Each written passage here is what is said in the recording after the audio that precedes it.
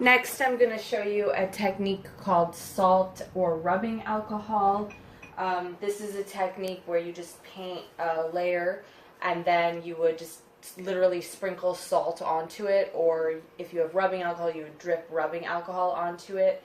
The reason why you do this technique is if the paint is wet, the salt or the rubbing alcohol will make the paint spread apart, and then when it's dry, you shake it off and you're going to get kind of like a shimmery effect. It'll almost look like glitter on your paper.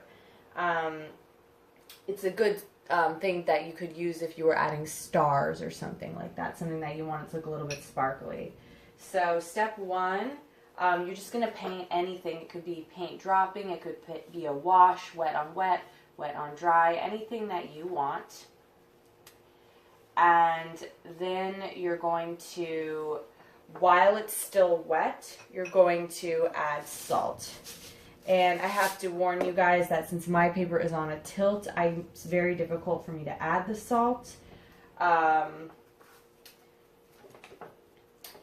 just going to kind of put it up there as best as I can. Your paper will be flat.